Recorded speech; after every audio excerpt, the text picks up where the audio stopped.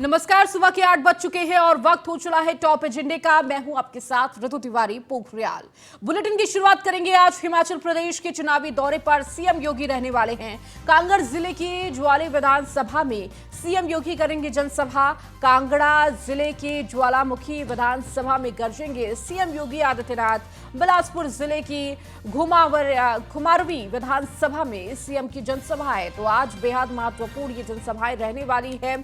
आपको बता दें कि हिमाचल विधानसभा का जो चुनाव है वो अब धीरे धीरे नजदीक आ रहा है। मतदान जिस दिन हो रहा है यानी कि 12 नवंबर, और उससे पहले जो चुनावी प्रचार है वो लगातार जोरों शोरों से किया जा रहा है। और इसी को देखते हुए आखिरी वक्त पर सीएम योगी आदित्यनाथ भी इस चुनावी मैदान में प्रचार प्रसार करते हुए नजर आएंगे। अब आपको सीएम योगी का मिनट टू मिनट कार्यक्रम भी बता देते हैं। सुबह 9:15 पर अमौसी एयरपोर्ट से रवाना होंगे। सुबह 10:25 पर गंगल एयरपोर्ट कांगड़ा हिमाचल प्रदेश पहुंचेंगे। 11 बजे रामलाना ज्वाली में चुनावी जनसभा को संबोधित करेंगे। तो वहीं दोपहर 12:25 पर हमीरपुर के HPCA अमतारा ग्राउंड पहुंचेंगे। दोपहर 12:45 पर ज्वालामुखी विधानसभा के बड़ौली में जनसभा करेंगे। इसके बाद करीब दोपहर 2:20 पर घुमावरी विधानसभा के लिए चुनावी जनसभा को संबोधित करेंगे। दोपहर 3:15 पर घुमारवी बिलासपुर से एयरपोर्ट के लिए रवाना होंगे। शाम 5:15 पर अमौसी एयरपोर्ट लखनऊ पहुंचेंगे।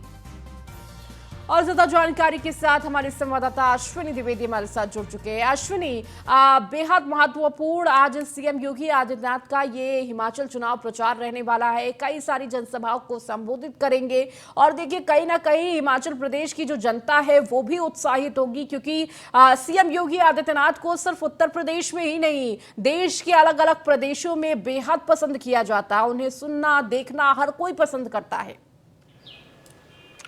बिल्कुल।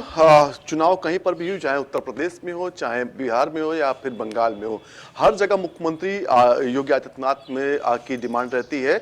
जब भी स्टार प्रचारकों की लिस्ट तैयार होती है भारतीय जनता पार्टी की ओर से, तो नरेंद्र मोदी के बाद सबसे ज्यादा जो मांग आती है प्रदेशों से वो मुख्यमंत्री योगी आदित्यनाथ की होती है। निश्चित तौर पर पिछले 5 सालों का उनका जो कार्यकाल रहा, उन्होंने कानून व्यवस्था को लेकर जो काम किया, कहीं ना कहीं पूरे देश में चर्चा का विषय बना हुआ, क्योंकि जो बड़े माफिया थे जिनके आसपास भी पुलिस भटक नहीं पाती थी, आज वो सलाखों के पीछे। निश्चित तौर पर उनकी अरबों की संपत्तियां जो हैं वो जब्त कर ली गई।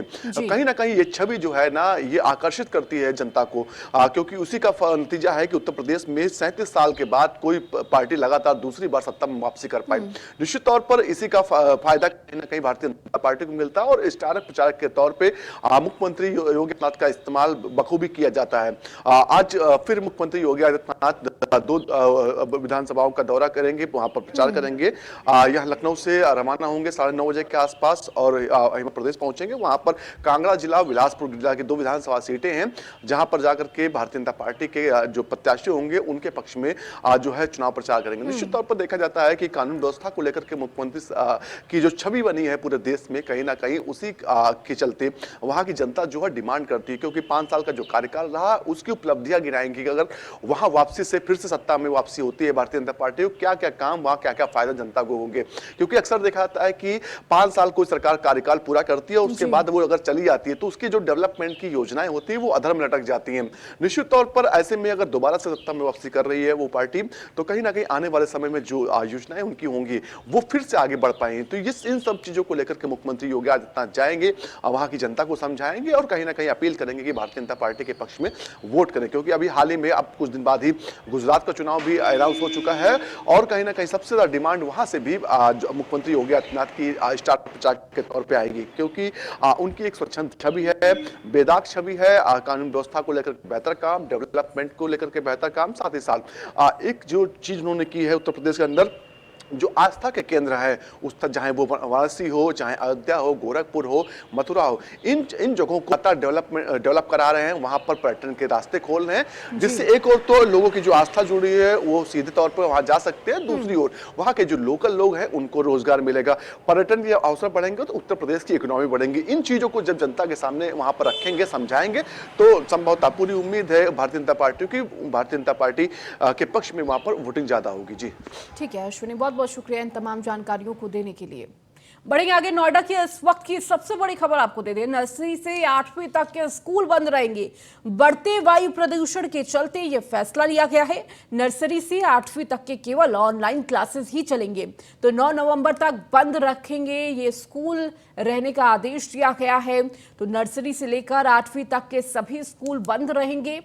तो बड़ी खबर इस वक्त आपको दे रहा है, जिस तरह से लगातार वायु प्रदूषण बढ़ता जा रहा है और जो वायु की गुणवत्ता है वो खराब होती जा रही है और लोगों को तमाम तरह की दिक्कतें भी आ रही हैं। अगर आप घर से बाहर निकलते हैं तो तमाम तरह की जो धुंध नजर आ रही है, फॉग नजर आ रहा है, वो फॉग नहीं बल्कि प्रदूषण का एक पूरी चादर बिछी हुई है। और इसी को देखते हुए जहां बच्चों को सावधान रहने की जरूरत है, उन्हें घर से कम निकलना चाहिए और इसीलिए प्रशासन ने भी ये फैसला लिया है कि नर्सरी से लेकर 8वीं तक के सभी स्कूल बंद रहेंगे। ऑनलाइन क्लासेस चलाई जाएगी। तो 9 नवंबर तक सभी स्कूल बंद रखे जाएंगे। प्रशासन की तरफ से यह आदेश दिया गया है। तो इस वक्त बेहद गंभीर स्थिति में आबो हवा है, जिस तरह से लगातार एक्यूआई बढ़ता जा रहा है और चाहे दिल्ली हो या फिर दिल्ली एनसीआर हो, लगातार दिक्कतें जो है वो लोगों को बढ़ती जा रही है। जहां एक्सपर्ट की तरफ से ये कहा जा रहा है कि अभी थोड़ा और वक्त लगेगा इस प्रदूषण को हटने में और आबो हवा को साफ होने में, वातावरण को साफ होने में।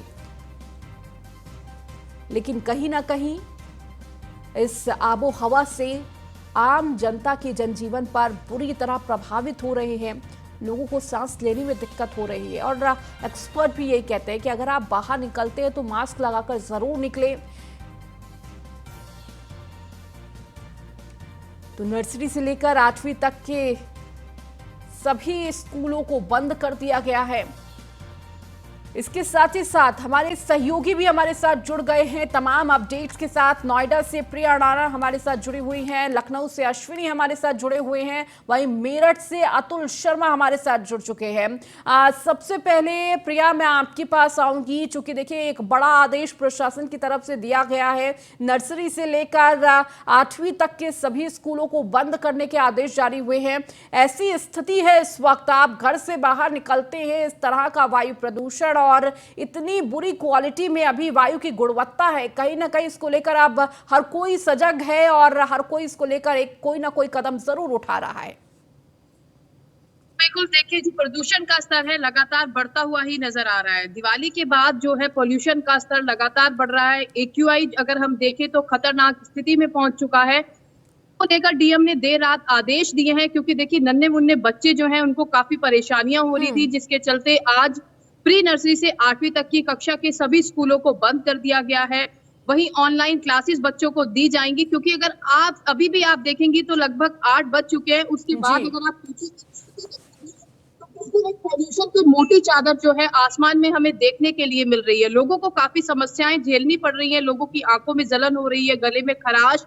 वही बड़े बुजुर्ग लोग हैं, इनफैक्ट जो आसपास के क्षेत्र में गाजियाबाद में फैक्ट्रियां हैं, वहां से कार्बन इतना उड़कर लोगों की छतों पर आ रहा है कि लोगों का जीना मुश्किल हो गया है। लोग अपने गांव की तरफ रुख कर रहे हैं। तो देखिए एक बड़ी समस्या बनी हुई है, लेकिन सबसे बड़ी बात यही है कि इस पर निजात कैसे पाई जाएगी, क्योंकि देखिए प्रशासन अधिकारी लगातार सड़कों पर हम देख रहे हैं कि छिड़काव करते हुए नजर आ रहे हैं, बावजूद उसके पॉल्यूशन का स्तर जो है कम होने का नाम नहीं ले रहा है।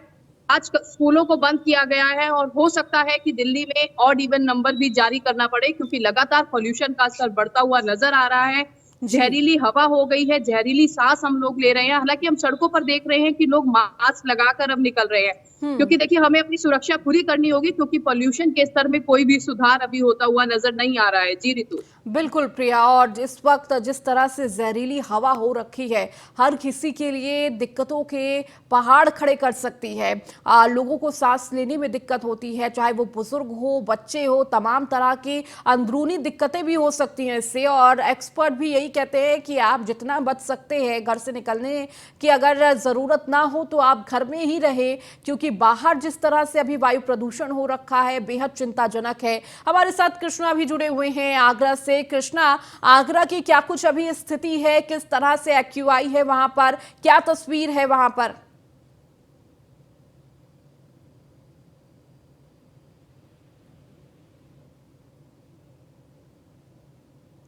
चलिए, कृष्णा से हम जुड़ने की कोशिश करेंगे और उनसे अपडेट लेंगे। हमारे साथ अतुल भी जुड़े हुए हैं मेरठ से। अतुल, मेरठ की क्या कुछ स्थिति है? देखिए, दिल्ली से ज्यादा दूर मेरठ नहीं है, तो कहीं ना कहीं जिस तरह से स्थिति दिल्ली की है उसका असर मेरठ में भी बखूबी देखने को मिल रहा होगा। क्या एक्यूआई है, किस तरह का वहां पर वातावरण है और प्रशासन की तरफ से क्या कुछ आदेश जारी हुए हैं?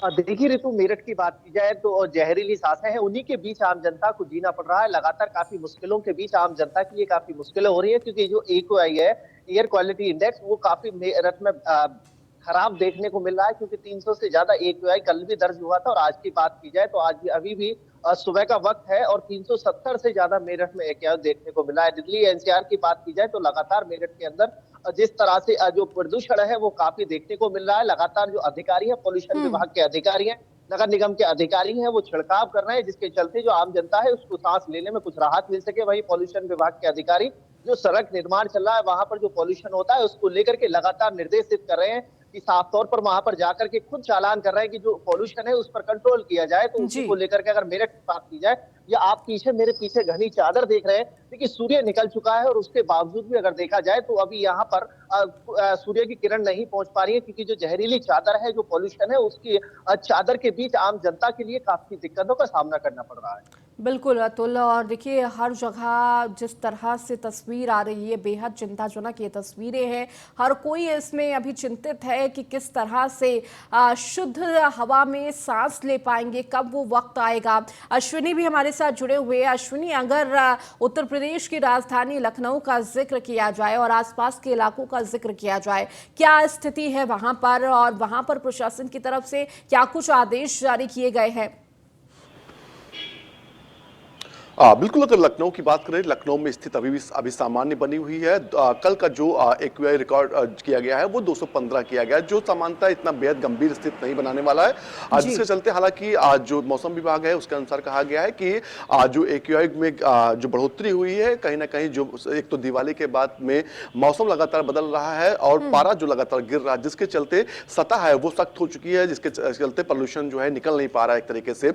उसके चलते ही जो है एक्यूआई लेवल बढ़ा है। हालांकि लखनऊ की अभी ज्यादा गंभीर नहीं है, स्थिति सामान्य है। इसके बावजूद भी कुछ इलाके हैं जहां पर थोड़ा सा जो एयर इंडेक्स है वो थोड़ा सा गंभीर हुआ है। जैसे लालबाग है, वहां पर 300 ज्यादा से 300 एक्यूआई रिकॉर्ड किया गया था, जो थोड़ा सा गंभीर करने वाला है। निश्चित तौर पर इन सबके बावजूद भी अभी भी स्थिति लखनऊ की सामान्य है। हालांकि नगर निगम की ओर से लगातार एयरगन से वाटर फॉगिंग की जा रही है, जिससे जो पेड़ पत्तियों पर धूले जमा है वो निकल जाए, जिससे कहीं ना कहीं जो पोल्यूशन की समस्या वो कुछ हद तक कम हो। हालांकि स्कूलों से लेकर के यहाँ पर भी स्कूलों में कोई दिशा निर्देश नहीं जारी किया गया, जिस तरह से नोएडा किया गया। स्थिति सामान्य है और संभावना ऐसी पूरी की जा रही है कि 2 से 4 दिनों के अंदर स्थिति बिल्कुल सामान्य, जो एक्यूआई लेवल जो है वो नीचे और गिरेगा। जी बिल्कुल, कहीं ना कहीं कुछ ऐसे स्थान हैं जहां पर स्थिति थोड़ी सामान्य है और लोगों को अब इन जहरीली हवाओं का सामना करना नहीं पड़ रहा है। हमारे साथ कृष्णा भी जुड़े हुए हैं आगरा से। कृष्णा, आगरा की अगर बात की जाए, आगरा में किस तरह का वातावरण देखने को मिल रहा है, मौसम देखने को मिल रहा है? क्या वहां पर भी धुंध की चादर है इस वक्त?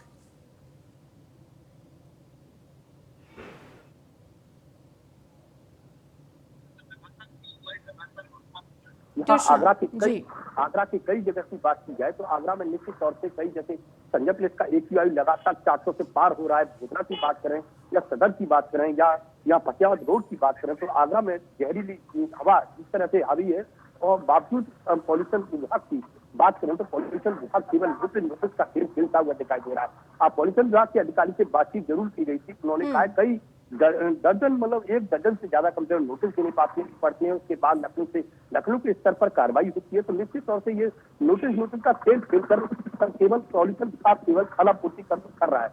तो निश्चित तौर से ये कह सकते हैं आगरा के जो पॉल्यूशन बढ़ने का कारण एक सामने ये भी आ सकता है कि कई जगह पर जो निर्माण कार्य होते हैं वहां पर बिना मानकों के कार्य होता है। वहां पर न तो हरी चादर होती है, न पानी का छिड़काव होता है, अन्य कई साधन होते हैं, उसका कोई प्रयोग नहीं देखने को मिलता है। पॉल्यूशन विभाग बिल्कुल खाना पूर्ति करता हुआ दिखाई रहा है। केवल वहाँ के अधिकारी केवल एसी में बैठ के हवा ले रहे हैं, तो निश्चित तौर से वो आगे जमीनी स्तर पर निकलना नहीं चाहते हैं। इसके चलते पॉल्यूशन यहाँ पर इतनी जहरीली जो वातावरण है वो बस से बदतर होते हुए नजर आ रहे हैं। आगरा की लगातार बात करें तो संजय प्लेस की बात करें, भोजला की बात करें, या इस समय आगरा में मेट्रो का जो कार्य चल रहा है वहाँ की स्थिति की बात करें तो इस तरह के धूल के कण वहाँ पर दिखाई देते हैं। जैसे लगता है कि वहाँ पर बिल्कुल हवा सांस लेना बड़ा दुश्वार हो रहा है। वहाँ आगरा जैसे पर्यटन की नगरी के नाम से जानी जाती है। यहाँ पर विदेशी पर्यटक बहुत आता है। सबसे ज्यादा फतेहाबाद रोड पर जहाँ ताजमहल निकट है वहाँ पर इस तरह की हालात है कि वहाँ पर रोगियों की संख्या लगातार बढ़ती जा रही है। लोगों का मास्क लगाकर भी वहाँ से सांस लेना बड़ा दुर्भर होता जा रहा है। सबसे ज्यादा हमने पॉल्यूशन विभाग लगातार हम संपर्क में है। पॉल्यूशन विभाग यहाँ पर जो क्षेत्रीय अधिकारी थे डॉक्टर विश्वनाथ शर्मा, उनका कहना है कि हम नोटिस देते हैं। हमने केवल 5-6 ऐसी संस्थाएं विभाग है जिन पर हमने नोटिस दिया। NHI पर 6 करोड़ 84 लाख रुपए का जुर्माना बताया गया। जल कार्पोरेशन पर उन्होंने नोटिस दिया। माल गोदाम पर या सीमेंट का एक गोदाम है उस पर उन्होंने नोटिस दिया। तो लेकिन तमाम बात ये है कि जैसे कि आगरा में तमाम ऐसी संस्था है जो इस तरह के कार्य कर रही है, जो बिना मानकों के कार्य हो रहा है। निर्माणाधीन कार्य की बात करें तो बड़ी बड़ी बहुमंजिला इमारतें होती है, उनमें कार्य हो रहा है। बिना हरे कपड़े लगाकर वहां पर कार्य देखा जाता है।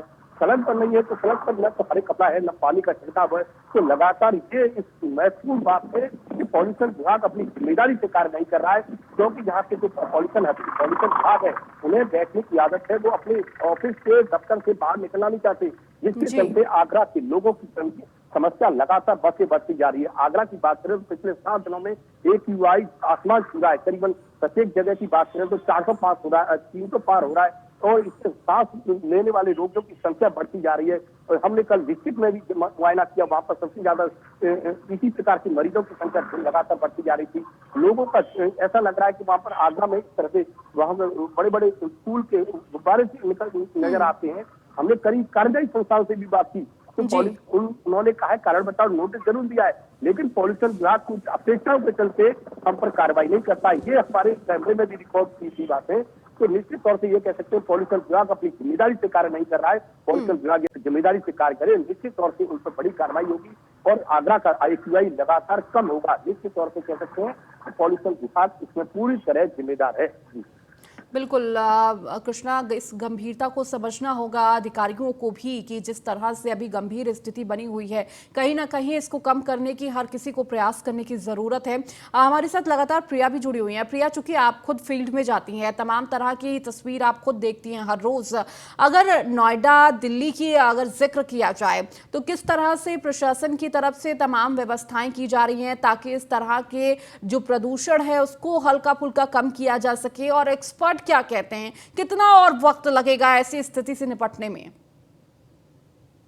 देखिए, एक्सपर्ट्स की माने तो अनुमान लगाया जा रहा था कि 5 तारीख को बारिश होने की संभावना है। अगर बारिश होती है तो पॉल्यूशन का स्तर थोड़ा बहुत तो कम जरूर होगा। वहीं अगर हम बात करें अधिकारियों की तो नोएडा अथॉरिटी की CEO रितु महेश्वरी ने आदेश दिए थे कि जो अधिकारी हैं वो सड़कों पर उतर कर देखें, जगह जगह पानी का छिड़काव करें। वहीं जो बड़ी बड़ी साइट्स हैं, बहुमंजिला इमारतें बन रही हैं, अभी समय के लिए उस पर कंस्ट्रक्शन पर रोक लगाई जाए। हालांकि जमीनी स्तर पर देखने के तो वहीं कल रितु महेश्वरी ने उन सभी अधिकारियों को फटकार भी लगाई थी कि जाकर जो है अपनी साइट्स पे देखें, क्षेत्र में किस तरीके से पानी का छिड़काव हो रहा है। क्योंकि देखिए, जब स्टार्टिंग दिवाली के बाद हुई तो बहुत ज्यादा जो है साइट पे कंस्ट्रक्शन चल रही थी, वहां पर रोक लगाई गई, लेकिन पानी का छिड़काव जो है अभी भी हो रहा है। क्योंकि हम देख रहे हैं जिस तरीके से अगर हम हाईवे पे चले या कहीं भी तो एक मोटी चादर जो है नजर आ रही है। वहीं पेड़ पौधों पर इतनी ज्यादा धुंध है और इतनी ज्यादा डस्ट है कि लोगों का वहां पर चलना दुश्वार हो गया है। अभी भी आप देखेंगे तो सूरज बिल्कुल निकल चुका है, बावजूद इससे आप पीछे की तस्वीरों में आप देखेंगे विजिबिलिटी यहाँ पर नजर नहीं आ रही है, जिससे कि लोगों को काफी परेशानी यहाँ पर होती हुई नजर आ रही है। तो सबसे बड़ी बात यह है कि अधिकारी खुद इस पर ध्यान दे, जगह जगह जो पानी का छिड़काव किया जाए।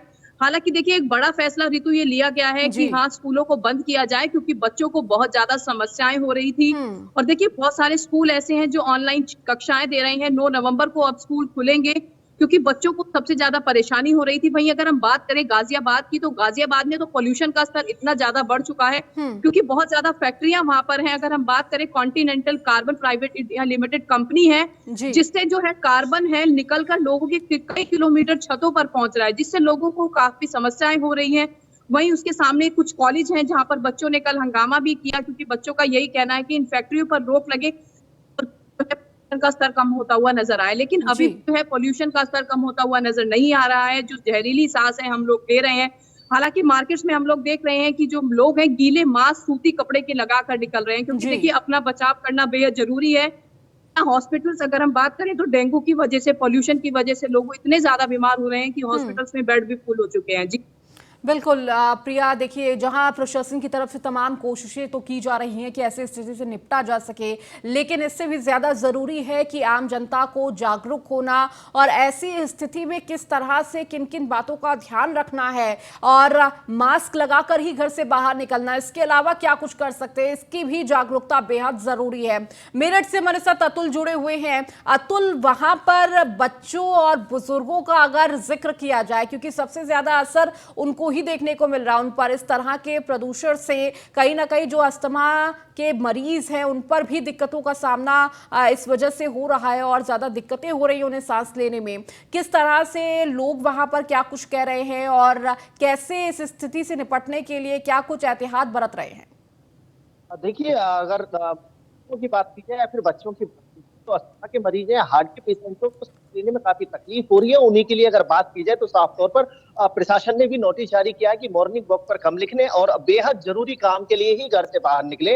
अन्यथा अगर घर से बाहर निकलते हैं तो मास्क लगाते निकले। लगातार देखा जाए तो प्रदूषण के चलते आम जनता के लिए जिस तरह से परेशानियां हो रही है, प्रदूषण विभाग की टीम लगातार क्षेत्र में उतर करके कार्रवाई कर रही है और जो प्रदूषण को कम करने के लिए लगातार प्रयास किया जा रहा है। उसी के साथ साथ मंडल आयुक्त की बात की जाए तो उन्होंने पश्चिम के अंदर नोटिस जारी किया है, किसी भी तरह से कोई किसान अपनी पराली में आग नहीं लगाएगा, जिसके चलते जिस तरह प्रदूषण बढ़ रहा है उस पर कंट्रोल किया जा सके। क्योंकि आम जनता, बुजुर्गों की बात की जाए, अस्पतालों की बात की जाए, अस्पतालों में इतनी भीड़ पहुंच रही है फिलहाल की बात की जाए, क्योंकि डेंगू और वायरल फीवर के साथ साथ जो ये AQI लेवल बढ़ रहा है, एयर क्वालिटी इंडेक्स बढ़ रही है, उसी के चलते जो ये प्रदूषण है आम जनता के लिए काफी तकलीफ हो रही है। गले में खराश हो रही है, सांस लेने में दिक्कत हो रही है। वहीं जुकाम की बात की जाए, कोल्ड की बात की जाए तो काफी दिक्कतों का आम जनता को सामना करना पड़ रहा है, जिसके चलते प्रशासन लगातार मुस्तैदी के साथ मेरठ के अंदर काम कर रहा है।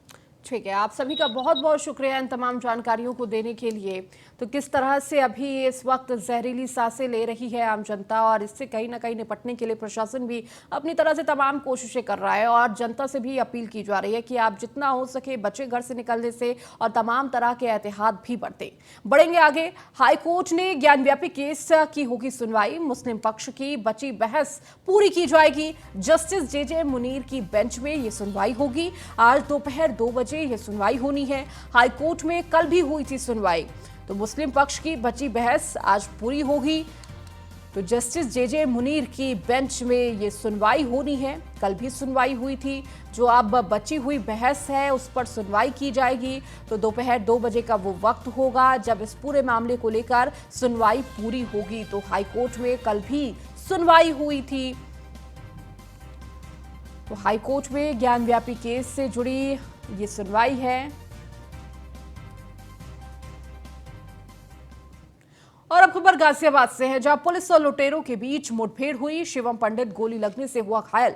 पुलिस ने लुटेरा शिवम को किया गिरफ्तार। दर्जनों लूट के मामले में वांछित था लुटेरा। लोनी बॉर्डर में चेकिंग के दौरान हुई थी मुठभेड़।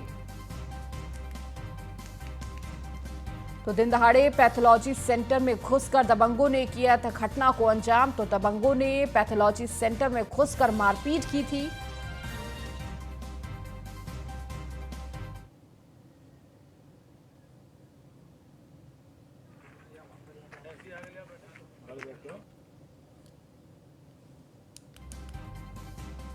तो पुलिस और लुटेरों के बीच मुठभेड़। गाजियाबाद से ये खबर आपको दे रहे हैं। शिवम पंडित गोली लगने से घायल हुआ। तो पुलिस ने लुटेरो शिवम को गिरफ्तार किया है। तो दर्जनों लूट के मामलों में वांछित था ये लुटेरा और अब पुलिस के हत्थे चढ़ा है ये लुटेरा। तो लोनी बॉर्डर में चेकिंग के दौरान ये मुठभेड़ हुई।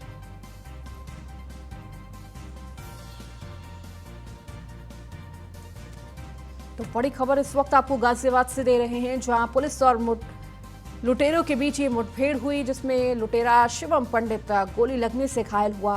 पुलिस ने लुटेरे शिवम को गिरफ्तार किया है। आपको बता दें कि कई वक्त से पुलिस को इसकी तलाश थी। कई सारे ऐसे मामले लूट के जिसने अंजाम दिए थे।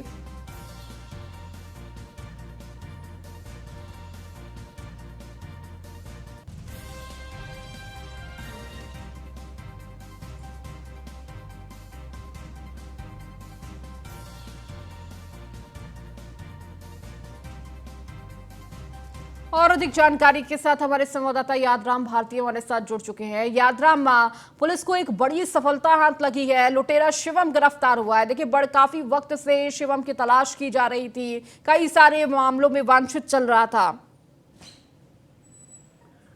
जी बिल्कुल, देखिए काफी बड़ी उपलब्धि है गाजियाबाद पुलिस के लिए, और शिवम पंडित की तलाश जो है वो काफी समय से पुलिस कर रही थी। अंतर्राज्यीय बदमाश है।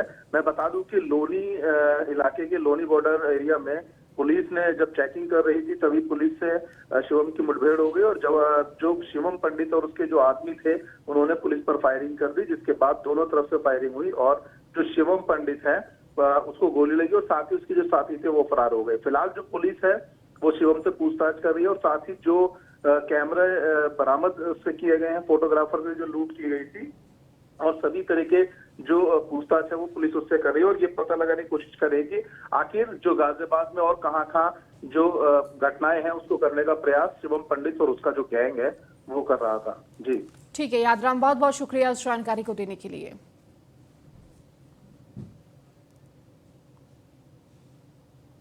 फिलहाल इस बुलेटिन में इतना ही। बने रहिए न्यूज़ 1 इंडिया के साथ।